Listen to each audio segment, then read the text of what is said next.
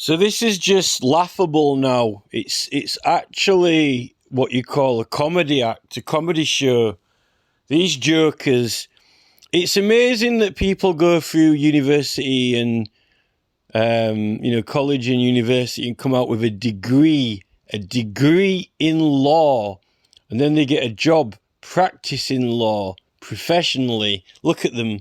And they go into courts and they do big cases over lots of money, possibly even, £20,000. Somebody got injured with a Jeep and they sue the dealer or something, or they sell them a dodgy car in America, suing to the left and suing to the right. Lots of money involved, £60,000 or even $1 million. Big businesses, big deals. Wow. But these jokers, this is comedy. It actually is. I might have to send this to Jimmy Dore. The level of comedy exceeds all stand-up comedy or any comedy, because the amount of money that's involved. I think some comedians actually probably get paid more than these jokers if they're high profile. But check these people out.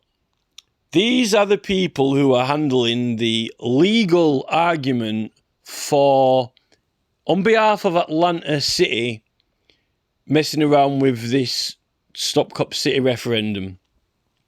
Now, I think that these jokers are nearly as bad as Neil Mohan and Paul Groves at YouTube. Nearly as bad when they claim, it's a private platform. I think we're going a little bit above the level of YouTube now. YouTube claiming it's a private platform. It's a private platform. Yes, so you can't have your rights on this platform. You can't have your political rights on this platform because it's privately owned. Oh, is it really, Neil? Is it really? Privately owned platform. Well, that's interesting, because 38 Degrees is a privately owned platform, and so is Change.org.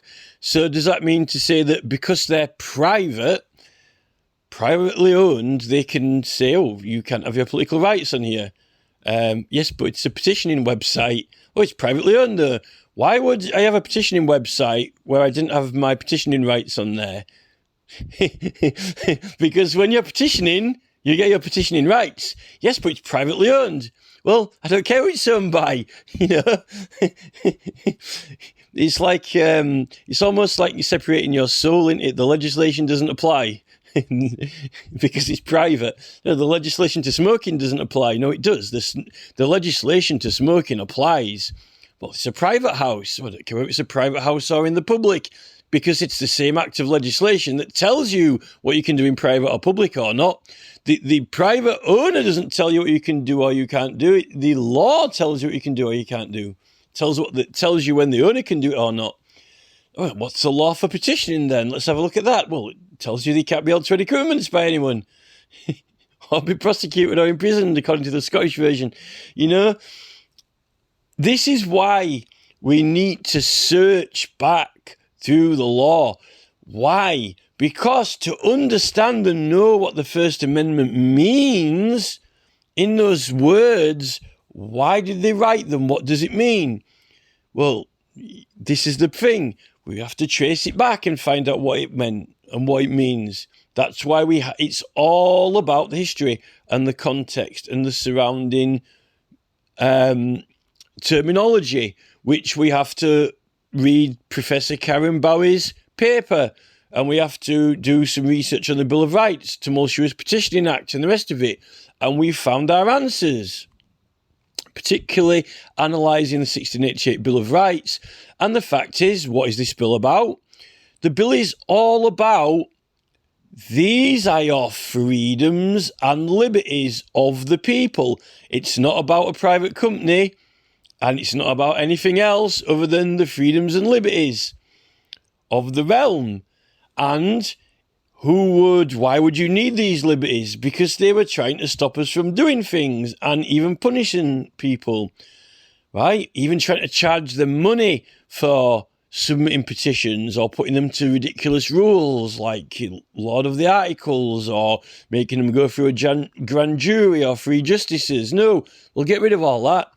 Not allowed to do any of that. No messing around petitioners anymore, and no putting them in prison when they're out in the streets doing rebellious behaviour or speaking freely in public about political matters or gathering evidence or signatures and then submitting it to be debated in Parliament in line with those proceedings. Yes, in private houses having debates. Well, let's just make it so all prosecutions are illegal and all commitments. Yes, that's a good idea. So, what is the most astounding thing, though, is that people's brain fog, when the brain fog clears, it does take quite a lot of concentration. It takes a lot of concentration. It takes a lot of reflection, and it takes a lot of study around the surrounding context. And then when you actually realise what even the bill is, it's about who would subvert these liberties, who would take these liberties away. Well, there's not really many people who've got the authority to, unless they're judges, ministers that we've elected to represent us in Parliament, or the local councillors. Those are the only people. Or other citizens could try and block you. But so what it's about other people who might try and intervene. That's what it's all about. Preventing other people from intervening. And if they do, they're subverting the laws and liberties. And so when you look at the clauses, what are these clauses? Speaking freely, in private or public, anywhere, as long as it's in connection with political matters, political proceedings. And this petitioning is a long-established, it's equal to criminal or civil proceedings. It's a form of proceedings of its own. And free speech is used with the right to petition, but also elections are a petition. Can't be charged for elections, by the way, either. The right to petition, the elections, and the free speech are all interchangeable. Also, it quite clearly sets out, what things, you can't be prosecuted. So what, you can't just do anything, can you? You can't just do anything you want. Well, no, you can't do anything you want. It says that, you're not allowed to form an army or attack people with weapons. You can have weapons for defence, but, we don't attack people or get people together armed for armies when we're petitioning. So you're not attacking your government or other people. So, or at least not armed with weapons. So it does have some definitions and they are interchangeable.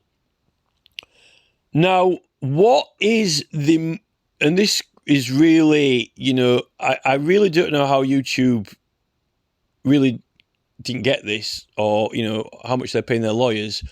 But in the First Amendment, it's a First Amendment on the federal law and rights of the citizens in relation to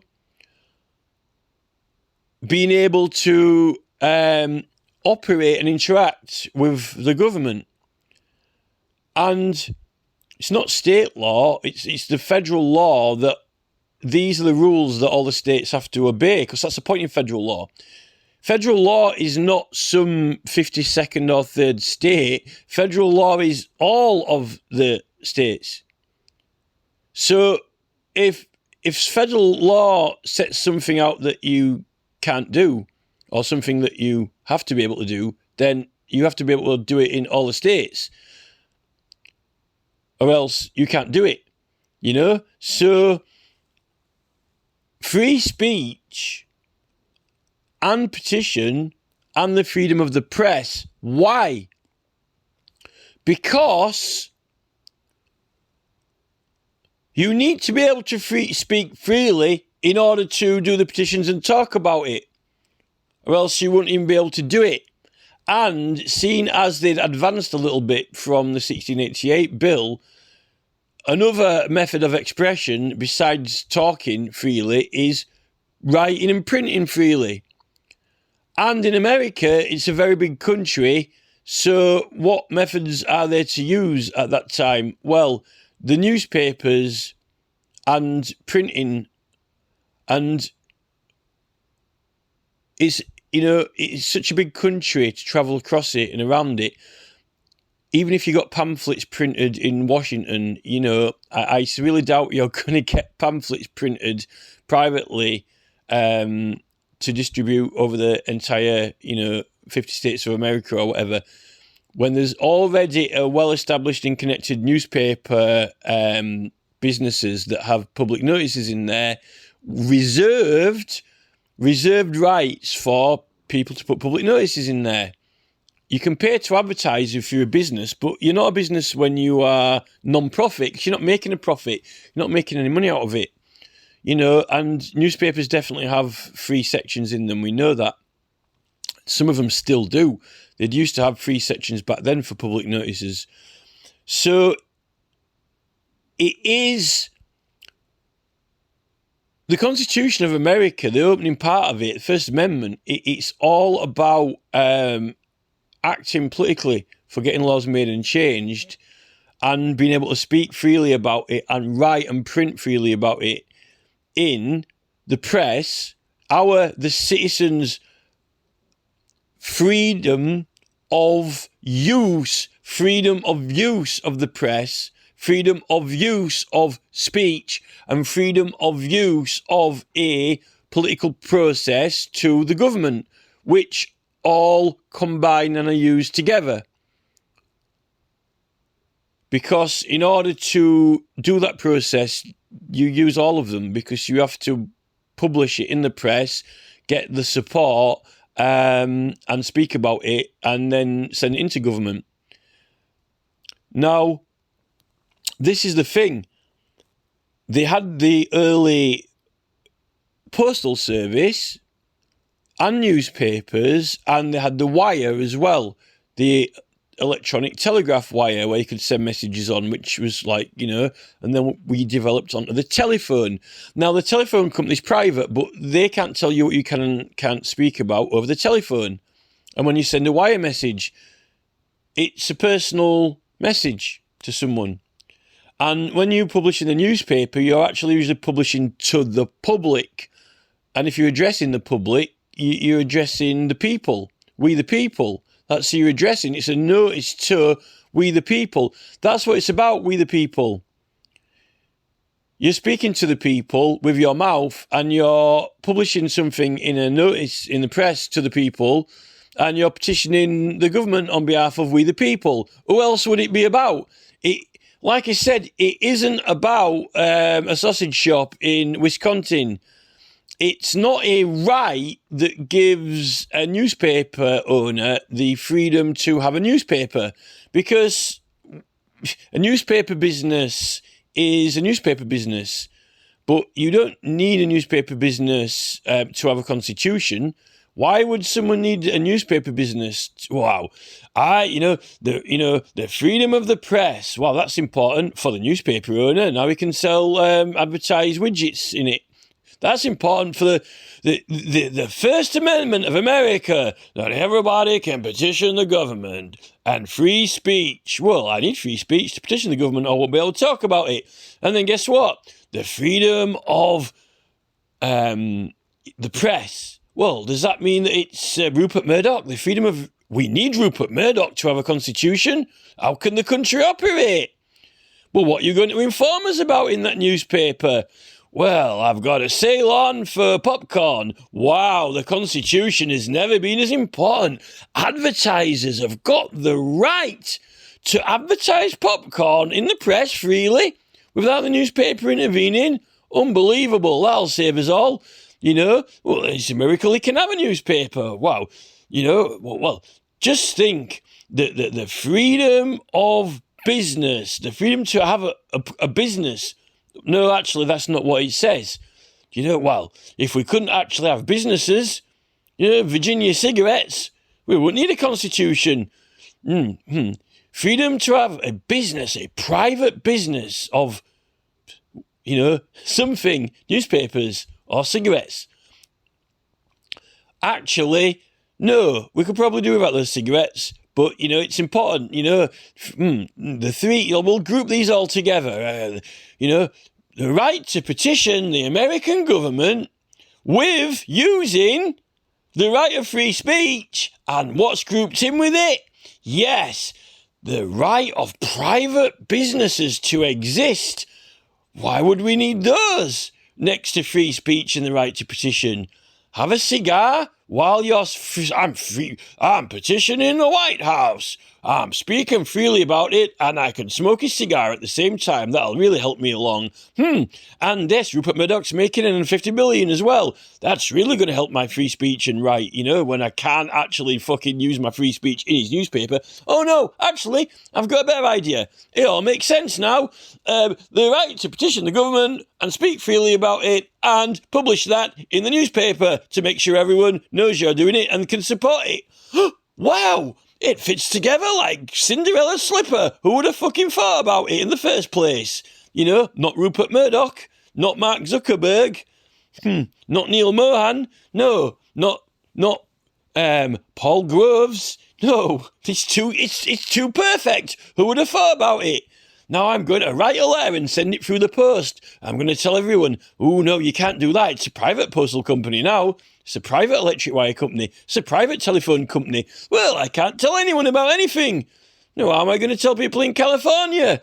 Well, if I can't send them a letter or electric wire or at least give them a notice in the newspaper. Then again, if I was to send them all a letter in California and tell them about my petition to federal government, there'd be a lot of letters to send, wouldn't it? Or a lot of leaflets to print. Well, why don't you just print it in the newspaper instead and they'll take care of it, seeing though they're already distributed across the entire United States of America, conveniently in every corner every corner barber shop or whatever and saloon. Hey, that's a good idea. What a coincidence. You've already got a distribution of newspaper network with a nice section reserved, all rights reserved for public notices and things that are important to the local community. Yes, that's perfect. Why don't we put it into the Constitution as well? Yes, we could do that. It would go quite well with free speech and the right to be able to ask the government for it in the first place, wouldn't it? Yes, it fits so perfect. Now then, about that petitioning and right to free speech. Oh, yes, we'll get around to that in a minute. Well, so petitioning, no one, on the matter of petitioning, no one shall make a law, not even Congress, which governs the entire 50 states of America. Oh no, we've got 51 now, and Mark Zuckerberg's probably with his extra additional, ethereal Ethernet meta state, So,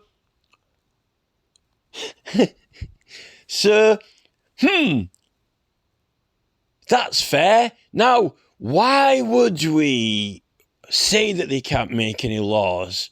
Well, because they were trying to mess people around, were they? Why does it say that? Well, you know. That's why you know about all what happened before. Yes, they were trying to charge them for petitioning, charge them money to submit them, and all manner of ridiculous procedures. A lot of the articles, 3 justices, the grand jury, jumping through hoops, time limits, and all the rest of it. Not allowed to talk about it inside or whatever. So, this is it. And now what's happened? Oh no, now we've got different states doing petitioning. Different laws, well.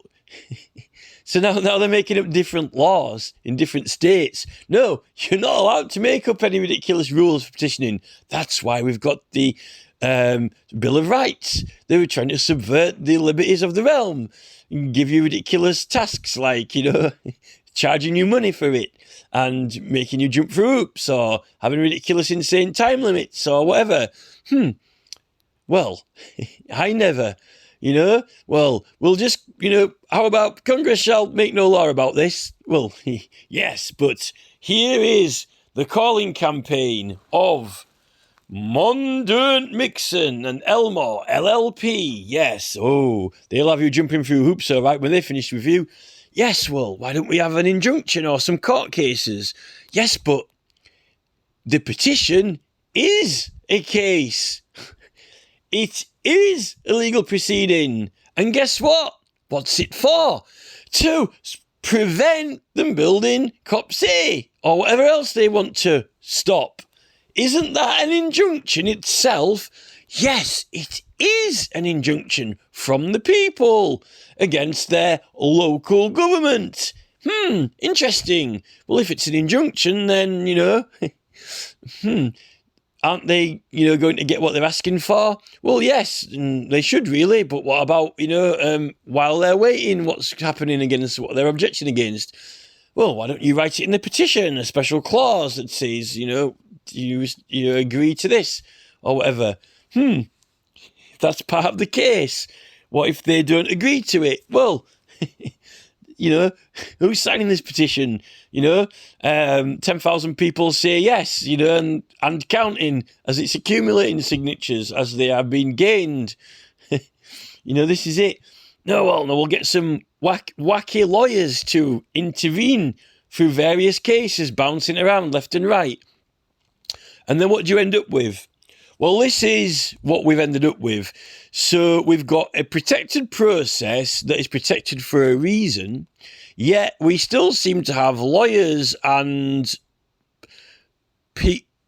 law firms who are now being hired like like some sort of what's the word? Bounty hunters, to have a try at various legal actions into this protected petition. So what you end up basically is, let's pretend you didn't have a special procedure to the government which was protected, which is going above courts and going straight to the people. Let's pretend that no such thing existed and Congress could make up laws and it could even bring legal cases. Well, isn't that just like a normal legal case when people are bringing injunctions and other actions and left, right and centre, then appealing and various other ridiculous actions? Well, that's what they do in America. Yes, but this is a unique process that's protected because we're not going to the courts. If we were going to the courts for an injunction against Cop City, we'd go to the courts for an injunction against Cop City. But we're not, are we? No, we're doing a petition for a referendum, which is an injunction by the people, not through the courts with a lawyer. It's straight to the council chamber itself, straight to the city hall. Yes, we the people. Not lawyers, the people. Because when the people sign something to say they don't want it, you don't need any legal arguments or lawyers because they just don't want it. That's why they've signed. So, well, what about all these ridiculous time limits? What time limits? You've got to gather signatures. It's not a race, is it? Is this a college project? This college project has to be handed in 6 weeks. Congress shall make no law where to abridge the right of students to do college projects. Well, we're letting them do it. We're just not messing around with time. No, just a minute. Why is it? What is a law? A law. Isn't that like a condition, a rule, a commitment, a policy? Congress shall make no law. Congress shall make no rule. Congress shall make no policy. Congress shall make no commitment. Policy, rule, commitment, law, condition. Yes. Synonymous with law. Interesting. Now, what were the conditions, rules and synonyms and commitments they were making in this petitioning?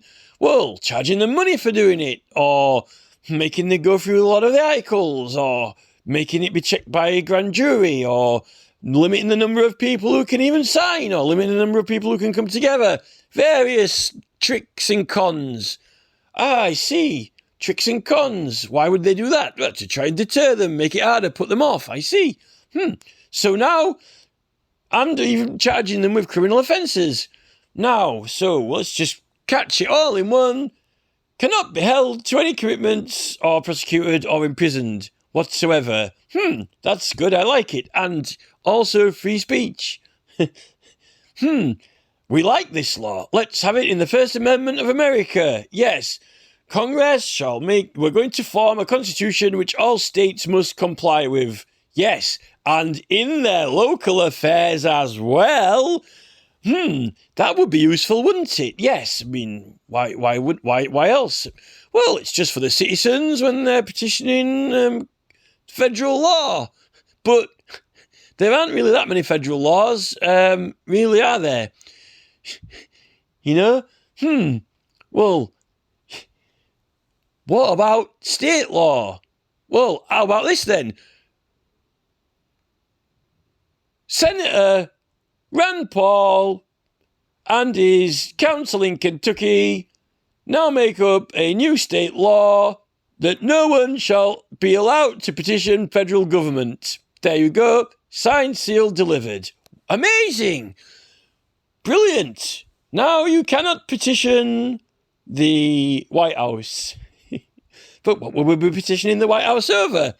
Because all the most of the laws that we operate by in different states are all different anyway. Why would we be petitioning the White House? You could change the Constitution. There's not much in the Constitution. It says we've got free speech, the right to petition, and the freedom to use of the press.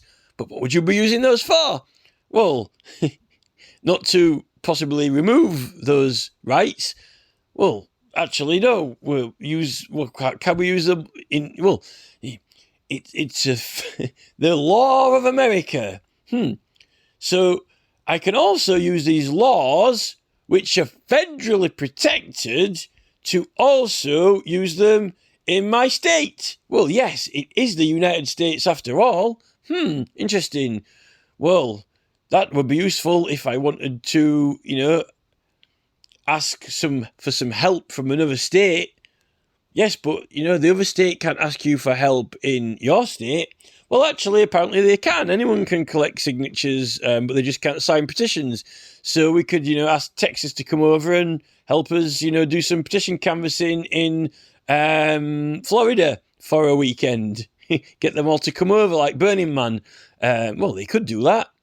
Yes, could do that. Could you publish it? Could you publish it in the newspaper in Florida from Texas?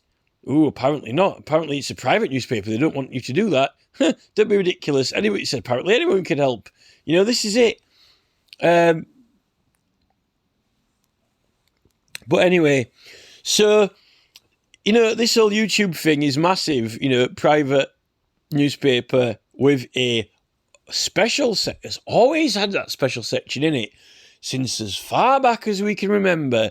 Why does it have this special section? Public notices. What notices might the public want to put in there that might have a special section that isn't paid for adverts or stories that people come with to the newspaper? Yes, it's almost like, the Postman, isn't it? Or the Wiretap. I just cannot believe how you would miss that. But then again, YouTube actually seriously believe that political rights don't apply on a private platform when it's for the public, for the people to use. So it's not a private platform. Private platform would be members only. This is not a private platform. It's for anyone, It's like a newspaper. But apparently they don't get that part, which is quite ironic, though, to see that, we've got these councils doing these ridiculous procedures and rules that they're trying to make people do. But we need some sort of rules. Well, obviously, we know what the rules are. The rules are you got to collect the signatures and hand them in, and they've got to be legitimate. And but how do you know if? Well, this is it. Can you read? Is this? He's got a signature on, and somebody says someone's statement. It's a no-brainer. Is it actually this person's is this really the person's details? Well, let's go check. The person that you're handing it into, they need to be certain. Well, they can go check. Go ask them. That's why you need their address on there. If you don't have their address, then you can't check to see if it's a legitimate signature or not. If you can, then you have the privilege of checking. If you've got their address, then you've got the privilege of being able to check. Then again, if you don't follow the rules, then I won't be able to check. So, this is it. You don't even need a policy for that. That's how it works. If you don't put the address on, then how can I check with the person? This is it. Seriously, I don't know where these people get these ideas from, as if like the First Amendment wouldn't mean that, petitioning and free speech, in America, not just like, it's also almost like, in the trend, it's like draw a line from Georgia to Washington, right? Okay, so on the Georgia to Washington line, shall be no obstructions, But what about the Georgia to Texas line? I'm sorry, this is private. It's almost like someone not letting you on a train. This is it. They're trying to even stop people moving around as well by tagging them to attend political demonstrations. This is where Rishi Sunak and Priti Patel are stretching the boundaries of the commitments as well. But they are, Rishi Sunak and Priti Patel and Suella Braverman are made in India, born in England, and that's not. You can't. That's the truth. The whole truth and nothing but the truth, so help me God, because God made them in India and then they were born in England.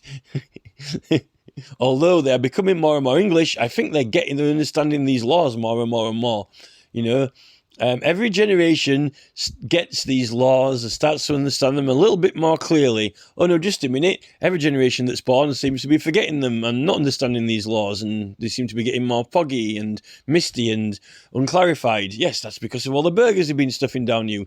No, actually, we've now seized these laws.